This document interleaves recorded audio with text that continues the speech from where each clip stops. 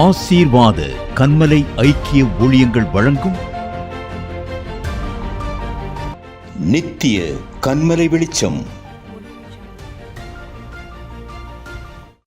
ஆண்டவரும் இரட்சகருமாகிய இயேசு கிறிஸ்துவின் நாமத்தினாலே ஆசீர்வாத கன்மலை ஐக்கிய ஊழியத்தின் சார்பாக இந்த தேவ செய்தியின் மூலமாக உங்களை சந்திப்பதில் மிகுந்த மகிழ்ச்சி அடைகிறேன்.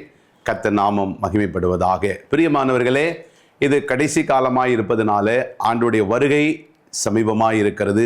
ஏதோ நான் சீக்கிரமாய் வருகிறேன் என்று சொன்ன ஆண்டவர், அவர் சொன்ன ஒவ்வொரு வார்த்தையின்படி இந்த கடைசி காலத்துக்கான அடையாளங்களும் அதற்கான காரியங்களும் நிறைவேறி வருகிறது. ஆகவே நாம் கடைசி நொடியில் இருக்கிறோம்.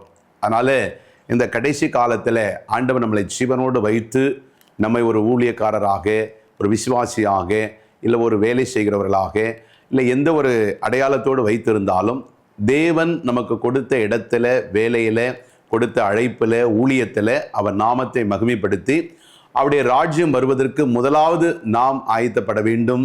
பிறகாலே ஒரு கூட்டத்தை ஆதாயப்படுத்தி அவருடைய ராஜ்யத்துக்காக காத்திருக்க வேண்டும். அதற்காக தான் தேவன் இந்த பூமியிலே நம்மை வைத்திருக்கிறார். அதை தொடர்ந்து தான் நம்ம இந்த வேதாகம புஸ்தகத்திலே ஆதியாகமம் முதல் வெளிப்படுத்தின விசேஷம் வரைக்கும் அந்த நாட்களிலே பழைய ஏற்பாட்டிலும் சரி, புதிய ஏற்பாட்டிலும் சரி, ஆண்டவர் எந்தெந்த பாத்திரங்களை, தேவ மனிதர்களை அவருடைய எழுப்புதலுக்காக, அவருடைய ராஜ்யத்துக்காக பயன்படுத்தினார் என்பதை நாம் அறிந்திருக்கிறோம். பிரியமானவர்களே, இந்த நாட்களில் உங்களையும் என்னையும் கர்த்தர் அப்படி பயன்படுத்தும்படியாக ஏன் இந்த நாட்களை நம்மை வைத்திருக்கிறார் என்பதை அறிந்து அதன்படி செயல்பட இந்த நாளிலே நாம் ஒப்பு கொடுப்போம். கர்த்தர் உங்களுக்கு பெரிய காரியங்களை இதை செய்வார். கர்த்தருடைய நாமம் மகிமைப்படுவதாக. பாருங்க, இந்த நாளிலே நாம் தெரிந்து கொண்ட பாத்திரம் சாலமோன். சாலமோன் என்று சொன்னால் சாலமோனை காட்டிலும் ஒரு ஞானத்தில், அறிவில் இதற்கு முன்பாக ஒருவன் இருந்ததில்லை, அதற்கு பின்பாகவும் ஒருவர் இருக்க போவதில்லை என்று ஆண்டவர் அந்த நாட்களிலே வாக்கு பண்ணினார். இந்த சாலமோனுடைய நீங்கள் முதல் பகுதியை பார்க்கிற பொழுது ஆசீர்வாதமாக, நல்ல ஆச்சரியமாக,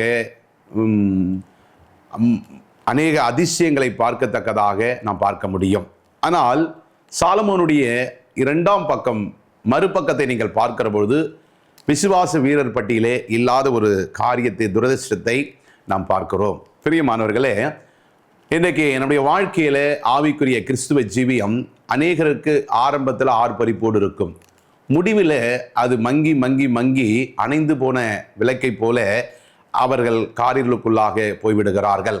இதை பார்த்து கொண்டிருக்கிற அருமையான சகோதரனே, சகோதரியே, தேவனுடைய பிள்ளையே, அருமையான ஊழியக்காரர்களே, ஒரு தேவ பிள்ளையினுடைய ஊழியக்காரராக இருக்கலாம், அல்லது ஒரு விசுவாசியாக இருக்கலாம், ஒரு ஜனங்களாக இருக்கலாம், யாராக இருந்தாலும் தேவனுடைய காரியத்தில், தேவனுடைய வாழ்க்கையில், தேவனுடைய தரிசனத்தில், தேவனுடைய அழைப்பில், தேவ திட்டத்தில் நம்முடைய வாழ்க்கை ஆரம்பம் அற்பமாக இருந்தாலும் முடிவு சம்பூர்ணமாக இருக்க வேண்டும். ஆமென். ஆமாம், அநேகர் ஒரு ஊழியத்தை ஆரம்பிக்கிற பொழுது, ஒரு கிறிஸ்துவ ஜீவியத்தை ஆரம்பிக்கிற பொழுது ஆர்ப்பரிப்போடு ஆரம்பிப்பார்கள். ஆனால் முடிவு வேறு மாதிரியாக இருக்கும். அப்படி இருக்கக்கூடாது. ஆகவே இந்த நாட்களில் இந்த சாலமோன் எதை செய்ய தேவன் அவனுக்கு தரிசனமானார், சாலமோன் எப்படியெல்லாம் தன்னுடைய ராஜ்யத்தை கட்டி அதை ஆளுகை செய்தார், சாலமோன் நாட்களில் தேசம் எப்படி அமைதலாக இருந்தது, சாலமோனுக்கு இந்த ராஜ்யம் கிடைக்க அவருடைய தகப்பனாகிய தாவீது எந்த அளவுக்கு உத்தரவாதமாய் இருந்தார், பின்பு சாலமோன் எதனால் விழுந்து போனார் என்பதை அறிந்து இன்றைக்கு உங்களுடைய வாழ்க்கையில் இதை பார்த்து கொண்டிருக்கிற உங்களுடைய வாழ்க்கையில் சாலமோனை போல உங்கள் வாழ்க்கை முதல் பக்கம் ஆரவாரமாகவும், ஆர்ப்பரிப்பாகவும், அபிஷேகமாகவும், அதிசயமாகவும் இருக்கிறது. கடந்த நாட்களில் நான் அப்படி செஞ்சேன், இப்போ ஆரம்ப நாட்களில் நான் ரட்சிக்கப்பட்ட புதுசில், ஊழியத்துக்கு வந்த புதுசில் நடந்து போய் எத்தனையோ கிலோமீட்டர் ஆத்துமாக்களை நான் ஆதாயம் பண்ணேன், எத்தனையோ ஒரு மனிதனுக்காக தேடி போனேன், ஒரு குடும்பத்தை தேடி போனேன், அந்த நாட்களில் பெரிய அற்புதம் நடந்தது, அதிசயம் நடந்தது, நான் கையை வச்சாலே பிசாசுகள் ஓடும், மலட்டு கற்பங்கள் மாறும், அநேகர் குடிகாரர்கள் மனம் திரும்பினார்கள். ஆனால் இன்றைக்கி என்னால் செபிக்க முடியல பிரதர், என்னால் இன்றைக்கி ஊழியம் செய்ய முடியல, இன்றைக்கி நான் ஒரு வேதத்தை வாசிக்க எனக்கு நேரம் இல்லை அப்படின்னு சொல்கிறீங்களா?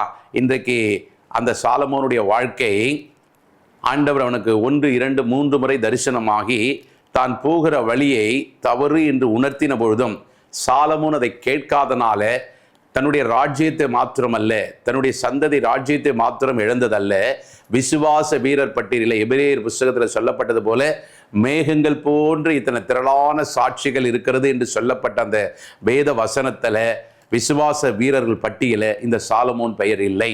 பிரியமானவர்களே, நீங்கள் இந்த உலகம் முழுவதும் ஊழியம் செய்யலாம், இந்த உலகம் முழுவதும் ஆத்துமாக்களை ஆதாயப்படுத்தியிருக்கலாம், உங்கள் சொத்தையே நீங்கள் கொடுத்திருக்கலாம், உங்கள் முழு ஜீவியத்தை கர்த்தருக்காக பயன்படுத்தியிருக்கலாம், நீங்கள் எவ்வளவோ இரத்த சாட்சியாக கூட நீங்கள் ஊழியம் செய்திருக்கலாம், உடைய சொத்து பத்துக்களை எழுதி கொடுத்திருக்கலாம், எத்தனையோ ஆலயங்களை கட்டி கொடுத்திருக்கலாம், எத்தனையோ ஊழியர்களுக்கு கை நிறைய அள்ளி அள்ளி நீங்கள் கொடுத்திருக்கலாம். ஆனாலும் அப்படி எல்லாம் செய்திருந்தாலும் முடிவு பரியந்தம் நிலைத்து நிற்கிறவனே ரட்சிக்கப்படுவான் என்று வேதவசனம் சொல்லுகிறது. அதனால நம் கர்த்தருடைய வாழ்க்கையில, கர்த்தர் கொடுத்த தரிசனத்துல, கர்த்தர் கொடுத்த அழைப்புல, கர்த்தர் வருகை வருகிற வரைக்கும் ஒன்று நாம் அவர் வருகைக்கு முன்பாக முந்திக்கொண்டு நாம் கர்த்தருக்குள்ள நித்திரை அடைந்தால் நம்மை தூதர்கள் கொண்டு போய் பரதீசில இளைப்பாற செய்வார்கள். ஒருவேளை இல்லை என்று சொன்னால் நாம் தாமதிப்போம். கர்த்தர் நம்முடைய மரணத்துக்கு தாமதித்து அவர் வருகையிலே மத்திய ஆகாயத்தில் நாம் சேர்த்து கொள்ளப்படுகிற வரைக்கும் நாம் அவருக்குள்ளே நிலைத்திருக்க வேண்டும், முடிவு பரியந்தம் நிலைத்திருக்க வேண்டும். அப்பொழுதுதான் நம்முடைய ரட்சிப்பு உண்மையான ரட்சிப்பு, நம்முடைய ஊழியம் உண்மை முத்தமான ஊழியம். அப்பொழுதுதான் நாம் ராஜ்யத்தை சுதந்திரிக்க முடியும். அதனால் இன்றைக்கு உங்களுடைய வாழ்க்கை எப்படி இருக்கிறது என்பதை இந்த சாலமோனை குறித்து நாம் பார்க்கிற பொழுது நீங்கள் அறிந்து கொண்டு, சாலமோனுக்கு ஆண்டவர் 2-3 முறை எச்சரித்த பொழுதும் அவன் மனம் திரும்பவில்லை. அவன் எதனால் விழுந்து போனான்? முதல்ல எப்படி ஆண்டவர் அவனுடைய வேண்டுதல் விண்ணப்பத்தை கேட்டு ஆச்சரியப்பட்டு அவனுக்கு கேட்காத ஆசீர்வாதத்தை ஐஸ்வர்யத்தையும் கொடுத்தார். பின்னாட்கள் அதை வைத்த சாலமோன் எப்படி தன்னையும் தன் குடும்பத்தையும் தன் தேசத்து மக்களையும் வழிநடத்தினான், எதனால் விழுந்து போனான் என்பதை இந்த நாளிலே நாம் பார்ப்போம். அன்றைக்கு சாலமோனுக்கு விழுந்து போனதுக்கு ஒரு காரியம் இருக்கலாம், இன்றைக்கு பார்த்து கொண்டு உங்களுக்கு வேறு ஒரு காரியம் இருக்கலாம். ஏன்னா சாலமோனுக்கு இருந்த காரியம்தான் நமக்கு இருக்கும் என்று சொல்ல முடியாது. அதனால எந்த காரியம் சாலமோனை போல உங்களுக்கு வழி தப்பி நடப்பதற்கு, ஆண்டவருடைய பாதையிலிருந்து விலகுவதற்கு, ஆண்டவருடைய தரிசனத்தில் விட்டு நீங்குவதற்கு, ஆண்டவரை மறந்து போவதற்கு எது இன்றைக்கு உங்களுடைய ஜீவிய பாதைக்கு, உங்களுடைய ஜெப ஜீவியத்துக்கு, ஊழியத்துக்கு, கர்த்தர் கொடுத்த தரிசனத்துக்கு தடையாக எது உங்களுக்கு தடுக்கல்லா இருக்கிறதோ, இன்றைக்கு அந்த கல்லை நீங்கள் தள்ளிவிட்டு முன்னேறுகிற பொழுது அது படிக்கல்லா இருக்கும். அது பரலோகத்திலே உங்களுக்கு கொண்டு போய் சேர்க்கும். ஆம் பிரியமானவர்களே, இந்த நாளில் பாருங்க, 1 ராஜாக்கள் புஸ்தகம் 3ஆம் அதிகாரத்தில் ஆண்டவர் பாருங்க என்ன பண்றாருன்னா சாலமோனுக்கு தரிசனமாகிறார். 5ஆம் வசனம் சொல்லுகிறது, கிபியோனிலே கர்த்தர் சாலமோனுக்கு ராத்திரியிலே சொப்பனத்திலே தரிசனமாகி, நீ விரும்புகிறதை என்னிடத்திலே கேள் என்று தேவன் சொன்னார். அதற்கு சாலமோன், என் தகப்பனாகிய தாவீது என்னும் உமது அடியான் உம்மை பற்றி உண்மையும் நீதியும் மனநேர்மையுமாய் உமக்கு முன்பாக நடந்தபடியே தேவரீர் அவருக்கு பெரிய கிருபை செய்து, அந்த பெரிய கிருபையை அவருக்கு காத்து இந்நாட்களிலே இருக்கிறபடி அவருடைய சிங்காசனத்தில் வீற்றிருக்கிற ஒரு குமாரனை அவருக்கு தந்தீர். இப்போதும் என் தேவனாகிய கர்த்தாவே, தேவரீர் உமது அடியனை என் தகப்பனாகிய தாவீதின் சாணத்திலே ராஜாவாக்கினீரே. நானோ வென்றால் போக்குவரவு அறியாத சிறுபிள்ளையாய் இருக்கிறேன் என்று சொல்லுகிறான். ஏனென்று சொன்னால் தாவீது கிட்டத்தட்ட அவர் முதிர் வயதாகி மரண தருவாயில இருக்கிறார்.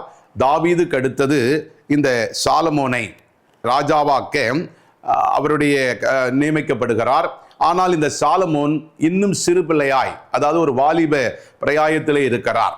ஆகவே பார்த்தீங்கன்னா இதுக்கு மேல் அதிகாரத்தில் நீங்கள் பார்க்கிற பொழுது 45ஆம் வசனம், நீங்க 1 ராஜாக்கள் 2ஆம் அதிகாரம் 45ஆம் வசனம், ராஜாவாகிய சாலமோன் ஆசீர்வதிக்கப்பட்டவனாய் இருப்பான், தாவீதின் சிங்காசனம் என்றென்றைக்கு கர்த்தருக்கு முன்பாக உறுதியாயிருக்கும் என்று சொல்லி ராஜா யோதாவின் குமாரனாகிய பெனாயாவுக்கு கட்டளை கொடுத்தான்.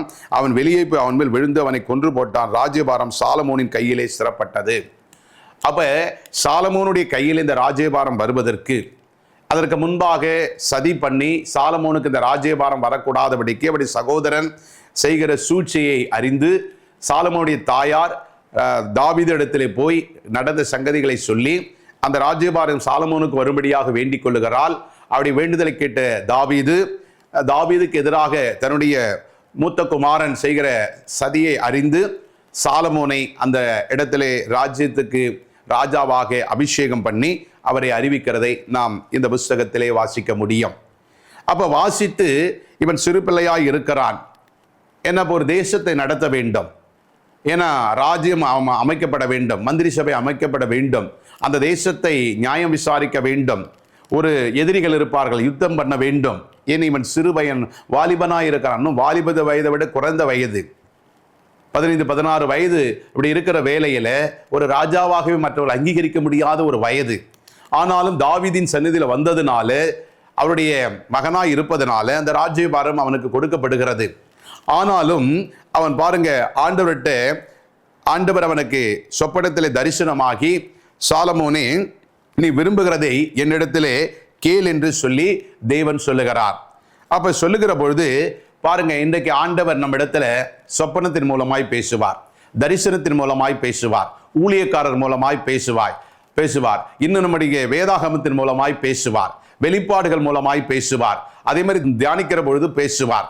ஏன் அவருடைய சிருஷ்டிப்பு மூலமாய் பேசுவார், அந்நியர்கள் மூலமாய் கூட கர்த்தர் பேசுவார். ஏன் என்று சொன்னால் அவர் பேசுகிறதுக்கு பல வழிகள் இருக்கிறது.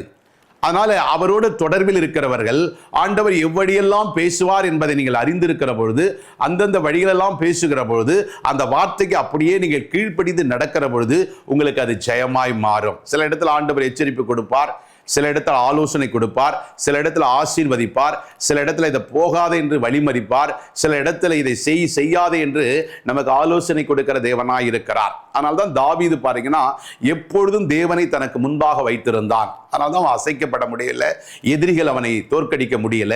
தாவீதின் நாட்களில் யுத்தமாய் இருந்தது. தாவீது எல்லா இடத்திலும் போகும்போது ஒவ்வொரு நாளும் தேவனிடத்தில் விசாரித்து செய்கிறவனாய் இருந்தான். அதனால்தான் ஜெயம் பெற்றான். அதனால்தான் அவன் நாட்களில் இஸ்ரவேலில் மிக யுத்தம் மகா தீவிரமாய் இருந்தது. சமஸ்த இஸ்ரவேலையும் சுற்றி இருந்த பல தேசங்களையும் தாவீதால பிடிக்க முடிந்தது. அது தாவீதால ஏற்பட்ட ஒரு திறமை அல்ல, தாவீதோடு தேவன் இருந்தார். அதனால்தான் அந்த பெலிஸ்தருடைய காரியத்தில் நீங்கள் பார்க்கிற பொழுது தெரியும். அப்ப தாவீதோடு தேவன் இருந்ததுனால தாவீதுக்காக தேவன் யுத்தம் பண்ணி ஜெயத்தை கொடுத்தார். இப்ப தாவீது பாருங்க, ஒரு ஆலயத்தை கட்ட பிரயாசப்படுகிறான், ஆனாலும் அவனால கட்ட முடியல. ஆண்டவர்கிட்ட கொண்டு போய் விசாரிக்கிற, ஆண்டவரே உமக்கு ஒரு ஆலயத்தை கட்ட வேண்டும் என்று விசாரிக்கிற பொழுது அவன் கை இரத்த கரையாய் படிந்திருந்ததுனால என்ன பண்ண முடியல, அவனால் ஆலயத்தை கட்ட முடியல. உன் கற்பப்பிறப்பாகிய சாலமோன் அதை கட்டுவான் என்று சொல்லி தாவீதுக்கு ஆண்டவர் வாக்கு பண்ணுகிறார். அப்ப தாவீதுக்கு வயதாகிற பொழுது இப்ப அடுத்த ராஜா ரெடி ஆகிறார். அந்த ராஜாவை சாலமோன் ஆக்குகிறார். இப்ப சாலமோன் சிறு வாலிபனாய் இருக்கிறான். இப்ப தேசத்தை விசாரிக்க வேண்டும், ஆலயத்தை கட்ட வேண்டும், தாவீது ராஜா கொடுத்த ஆட்சியை போல நல்லாட்சியை கொடுக்க வேண்டும், மக்கள் அமைதலான ஜீவனம் பண்ண வேண்டும் என்றெல்லாம் தாவீதுக்கு இருதயத்தில் ஓடிக்கொண்டிருக்கிறது. அதனால்தான் சாலமோன் காலத்தில் 40 வருஷம் தேசம் அமைதலாய் இருந்தது. தாவீதின் காலத்தில் யுத்த காலம், சாலமோன் காலமும் சமாதான காலம். அதாவது யுத்தமின்றி இரத்தமின்றி இருந்த ஒரு சமாதான காலம், ஒரு அமைதியான இருந்த காலம். இஸ்ரவேல் தேசத்தினுடைய வரலாற்றில் நீங்க பார்த்தீங்கன்னா சாலமோன் காலத்துல தான் தேசம் அமைதலாய் இருக்கிறதை நாம் அதிகமாய் பார்க்க முடியும். ஏனென்று சொன்னால் சாலமோன் அதிக கஷ்டப்படல. அவன் தகப்பனாகிய தாவீது தான் அந்த ஆலயத்தை கட்டுவதற்காக கேதுரு மரங்களையும் தேவதாரு விருட்சங்களையும் வெண்கலத்தையும் வெள்ளியும் தங்கத்தையும் வைரத்தையும் பொன்னையும் இன்னும் பலவிதமான வாசனை திரவியங்களையும் இன்னும் பலவிதமான காரியங்களையும் சபதரித்து டன் கணக்கில் வைத்திருக்கிறாங்க. அதனால்தான் அவன் இருதயம் எப்படியாவது தேவனுக்கு ஒரு ஆலயம் கட்ட வேண்டும் என்று நீண்ட நாள் விருப்பம். தன்னுடைய வாழ்நாளில் எவ்வளவு நாள் அந்த உயிரோடு இருந்தானா அந்த கடைசி வரைக்கும் தேவனுடைய ஆலயம் கட்டுவதற்காக அவன் சபதரிக்கிறதை பார்க்கிறோம். அப்ப தேவன் மேல அவனுக்கு எவ்வளவு இருதயம் பாருங்க, எவ்வளவு ஒரு வாஞ்சை, எவ்வளவு ஒரு அன்பு, ஆண்டவர் மேல எவ்வளவு ஒரு தாகம் பாருங்க. ஏன்னா அதுக்கு ஒரு ரகசியம் இருக்கிறது. தாவீது ஆடுகளுக்கு பின்னால் அலைந்து திரிந்தவன். அதனாலதான் தாவீது சொல்லுவான், ஆடுகளுக்கு பின்னால் அலைந்து திரிந்த என்னை இந்த இஸ்ரவேல் ஜனங்களுக்கு, சமஸ்த இஸ்ரவேலுக்கு ராஜாவாக்கின தேவனாகிய கர்த்தரை முதலாவது சாமுவேல் அவனை அபிஷேகம் பண்ணின பொழுது அவன் முதலாவது போய் யாரிடத்திலும் மரியாதையோ இல்லை வரவேற்பை பெறவில்லை. அவனை அபிஷேகம் பண்ண உடனே அவன் போய் சாஷ்டாங்கமாய் விழுந்து பணிந்தது எருசலேம் தேவாலயம். அவன் சமஸ்த இஸ்ரவேலுக்கு ராஜாவாய் இருந்த பொழுதும் ஒவ்வொரு நாளும் தேவனோடு அதிகாலையில அவன் அவ்வளோ பெரிய ராஜ்யபாரத்தில் இருந்த பொழுதும், அத்தனை தேசங்களுக்கு ராஜாவாய் இருந்த போதும், சமஸ்த இஸ்ரவேலுக்கு ராஜாவாய் இருந்த பொழுதும், இந்த தாவீது தேவனுடைய பர்வதத்தை விட்டு, தேவனுடைய பாதத்தை விட்டு அதிகமாய் ஒரு நாளும் இருந்தது இல்லை. முதல்ல அவனுடைய முதல் வணக்கமே, முதல் சந்திப்பே தேவனாதான் இருக்கும். ஏன்னா அவனுக்கு தெரியும், ஆடுகளுக்கு பின்னால மழை, காற்று, புயல், உஷ்ணம், எவ்வளோ மோசமான சூழ்நிலை. ஒரு பரதேசியை போல ஒரு ஆடு மேய்க்கிறவனாக இருந்தான். எத்தனையோ நாச மோசங்கள், தன் சொந்த வீட்டாரால் வெறுக்கப்பட்டவன், தன்னுடைய சொந்த சகோதரரால் தள்ளப்பட்டவன், ஏன் தன் வீட்டின் அடிமை கூட அவனை எதிர்பார்க்கவில்லை. அவன் எப்படி அபிஷேகம் பண்ணப்பட்டான், சாமுவேல் எப்படி அவனை அபிஷேகம் பண்ணினான் என்பதையெல்லாம் நம் இந்த வேதாகமத்தில் முன்பகுதியிலே நாம் வாசிக்கிறோம். ஆனால் தான் ஆண்டவர் அவனை பற்றி சொல்லுகிற பொழுது, தாவீது என் இருதயத்துக்கு ஏற்ற, நான் என்ன இருதயத்தில் நினைக்கிறேனோ என் தாவீது செய்வான். இன்றைக்கு பார்த்து கொண்டு இருக்கிற அருமையான சகோதரனே, சகோதரியே, உங்களுடைய வாழ்க்கை தாவீதை போல் இருக்கிறதா? ஏன்னா தாவீதுனாலே தேவனுக்கு ரொம்ப சந்தோஷம். என் இருதயம் என்ன நினைக்குதோ அதை அப்படியே செஞ்சிருவான் தாவீது. ஆண்டவர் உங்களை அப்படித்தான் அழைத்தார். கடந்த நாட்களில் நீங்கள் அப்படி தான் இருந்தீங்க. தேவனுக்காக வைராக்கியம் பாராட்டினீங்க, தேவனுக்காக உயிரை கூட கொடுத்தீங்க. முதல்ல தேவன் தான், முதல்ல ஜெபம், முதல்ல வேத வாசிப்பு, முதல்ல ஆத்தும ஆதாயம், முதல்ல தேவனுக்காக, மற்றதெல்லாம் அப்புறம்தான் சொல்லியிருந்தீங்க. ஆனால் இந்த நாட்களில் ஒரு சோர்வு, ஒரு தடை, ஒரு போராட்டம், ஒரு வேலை உனக்கு தடையா இருக்குது, உன் குடும்பம் தடையா இருக்குது, உன் பிள்ளைகள் தடையா இருக்குது, உன் சரீரம் தடையா இருக்குது, இன்றைக்கு நீ இச்சிக்கிற காரியங்களே உனக்கு தடையா இருக்கிறது. சில பாவங்களை அந்தரங்கத்திலே செய்து விடுகிறாய், சில தவறான இடத்திலே போய் நபர்களோடு போய் சேர்ந்து விடுகிறாய். அதனால இன்றைக்கு நீ தேவனை இருதயத்துக்கு முன்பாக, உனக்கு முன்பாக வைப்பதை விட இன்றைக்கு உலகத்தில் எத்தனையோ பொருட்களை, வாட்ஸ்அப்பை, இது மாதிரி இன்ஸ்டாகிராம, பொழுதுபோக்கு காரியங்களை, உன்னுடைய இருதயம் இச்சிக்கிறத, உன்னுடைய கண்கள் இச்சிக்கிறத எல்லாம் வைத்து ஆண்டவர் விட்டு நீ தூரம் போய் கொண்டிருக்கிறாயா? ஆண்டவர் உன்னை பார்த்து இன்றைக்கு பேசுகிற வார்த்தை, தாவீதே நீ இருதயத்துக்கு ஏற்றவன். ஆனால் இன்னைக்கு உன் வழி எப்படி இருக்கிறது? என் ஊழியத்தில் தடை, என் ஆத்துமா ஆதாயம் பண்ண முடியல, நீ ஒரு சுவிசேஷகனாக இருக்கிறாய். ஆனால் உன்னால் ஆத்துமா போய் கிராமங்கள் தோறும், பட்டணங்கள் தோறும் ஆண்டவராக இயேசு கிறிஸ்து ஆத்துமாவை பார்த்து மனதுருகினார். இஸ்ரவேலை, எருசலேமை பார்த்து கண்ணீர் விட்டார், வேதம் சொல்லுகிறது.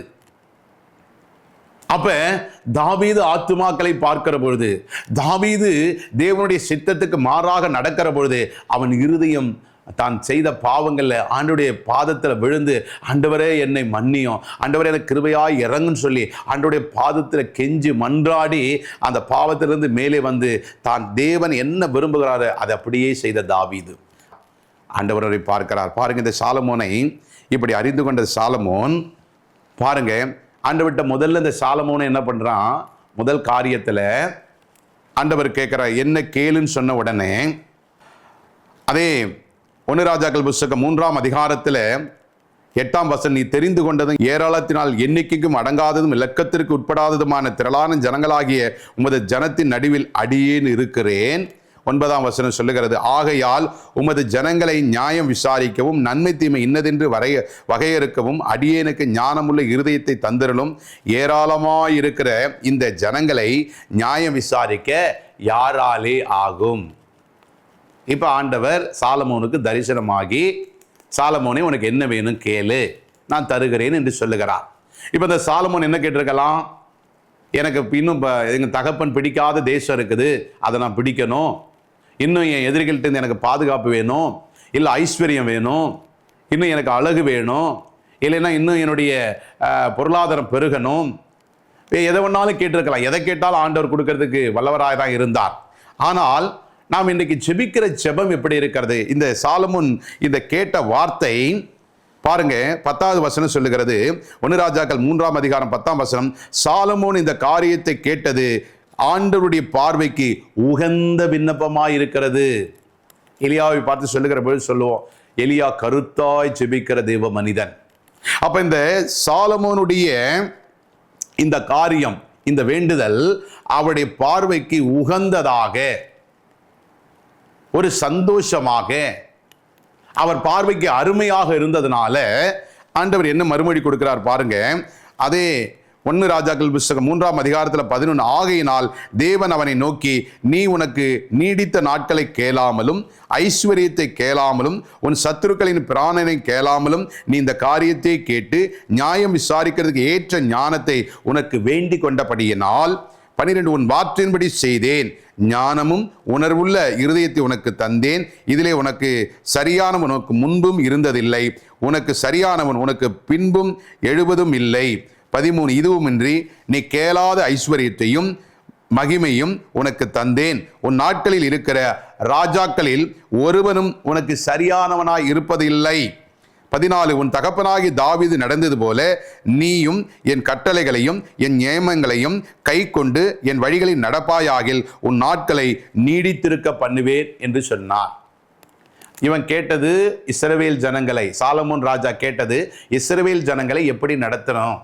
நான் சிறியவனா இருக்கிறேன், இந்த ஜனங்கள் மணல் திரளை போல இவ்வளோ பெரிய திரளான ஜனங்களா இருக்கிறாங்க, என் தகப்பன் என்னோட வயதில் மூத்தவர், அனுபவம் மிக்கவர், அவர் நீ சிறு வயதிலிருந்தே அவரை நடத்தி வந்தீர்.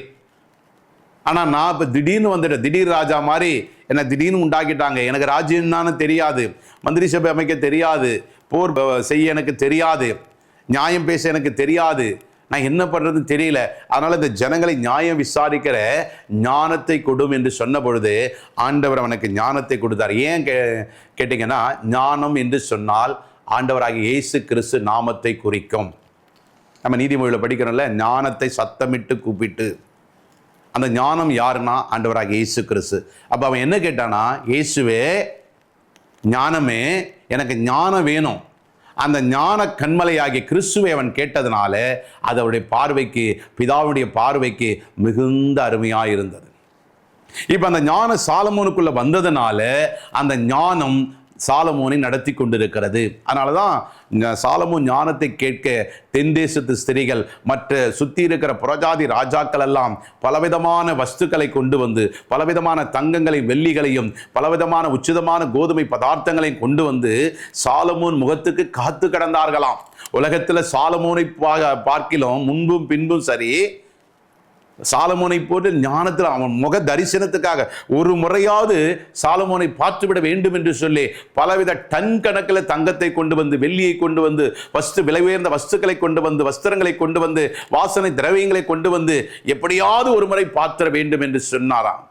பிரியமானவர்களே, இந்த சாலமோன் இப்படிப்பட்ட தேவன் இந்த ஞானத்தை கொடுத்தது அது மாத்திரமல்ல, ஐஸ்வர்யத்தையும் கொடுத்தார். ஞானத்தை கேட்டதனால் ஞானத்தை மாத்திரமல்ல, அவன் கேளாத ஐஸ்வர்யத்தையும் ஆயுசு நாட்களையும் பெருக பண்ணினார். இதை கேட்டுக்கொண்டிருக்கிற இன்றைக்கு உங்களிடத்தில் நீங்கள் உங்களுடைய விண்ணப்பம் எப்படி இருக்கிறது பாருங்க. நம்முடைய விண்ணப்பம் என்ன இருக்கும்? ஒவ்வொரு நாளும் ஆண்டவர் இன்றைக்கு உங்களிடத்தை கேட்கிறார், உனக்கு என்ன மகனை வேணும் கேள். இந்த செய்தியை பார்த்து கொண்டிருக்கிற உங்களிடத்தில் கேட்டால் நம்ம என்ன கேட்போம்?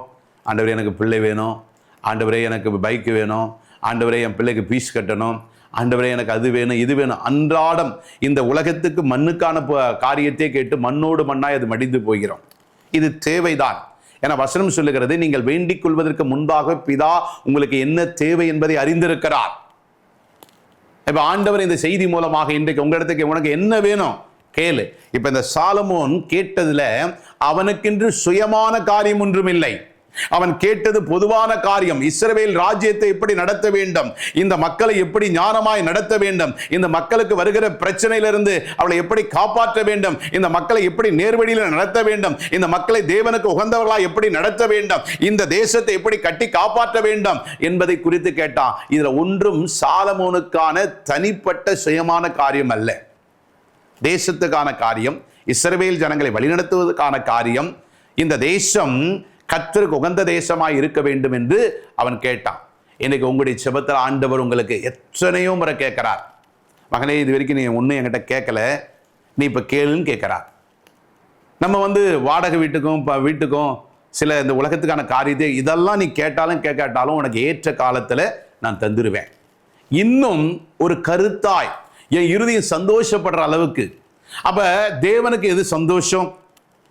இன்றைக்கு உலகத்தில் பார்த்தீங்கன்னா சில ஆலயம் கட்டுறவங்க, சில பூஜைகள் புனஸ்காரம் பண்ணுறவங்க, சில பார்த்தீங்கன்னா பலி கொடுக்குறவங்க என்ன நினைப்பாங்க, அந்த கடவுள் பேரில் வச்சு அவர்களே அதை என்ன பண்ணிடுவாங்க, அவர்களை ருசித்து விடுவார்கள். அப்ப அது சுயமான காரியம். நம்முடைய தேவனிடத்துல வைக்கிற விண்ணப்பம், வேண்டுதல் நமக்கானதா இருக்கக்கூடாது, சுயமானதா இருக்கக்கூடாது. அது தேவனுடைய ராஜ்யத்துக்கு கருத்தாய், எப்படி எலியா ஜெபம் பண்ணா, அப்ப நம்முடைய ஜெபத்துல ஒரு கருத்து இருக்க வேண்டும், அது தேவனுக்கு பிரியமா இருக்க வேண்டும். அப்ப ஆண்டவர்கிட்ட நம்ம எப்படி பண்ணணும்? ஆண்டவரே, உம்முடைய சித்தத்தின்படி என்னை இந்த பூமியில ஜீவனோடு வைத்திருக்கிறீங்க, எந்த நோக்கத்துக்காக வைத்திருக்கிறீங்க? இந்த பூமியில நான் கல்யாணம் பண்ணி பிள்ளைகளை பெற்று இன்னும் மாட மாளிகை கட்டி ஆசீர்வாதத்தை ஐஸ்வர்யத்தை பெற்று நான் ஒரு 100 வருஷம் வாழ்ந்து மரிப்பதற்காக அல்ல. உலக மனிதர்களும் அப்படிதான் வாழ்கிறார்கள், உலக வழக்கத்தின்படியே போய்விடுகிறார்கள். அருமையான தேவ பிள்ளையே, தேவ ஜனமே, ஊழியக்காரர்களே, ஊழியக்காரிகளே, கர்த்தர் உங்களை அதற்காக வைக்கவில்லை, மாறாக இந்த பூமியில வைத்திருக்கிறார் என்றால், ஆண்டவரே உம்முடைய சித்தத்தின்படி இந்த பட்டணத்தில், இந்த கிராமத்தில், இந்த இன்ஸ்டியூட்ல, ஆண்டவரே இந்த வேலை ஸ்தலத்தில், இந்த தொழில் ஸ்தலத்தில், இந்த ஒரு அதிகாரத்தில் என்னை வைத்ததற்கு ஒரு நோக்கம் உண்டு. அந்த நோக்கத்தை நிறைவேற்ற உம்முடைய சித்தம் என்ன என்பதை எனக்கு தெரியப்படுத்தி உம்முடைய சத்தத்தை கேட்டு உம்முடைய சித்தத்தை செய்கிற மகனாய் மகளாய் மாற்றுங்கள் என்று நீங்கள் சொல்லுகிற பொழுது தேவ சித்தத்தை நீங்கள் அறிய முடியும். அந்த தேவ சித்தத்தை நீங்கள் அறிந்திருந்தால் அவருடைய சத்தம் ஒவ்வொரு நாளும் கேட்கும்.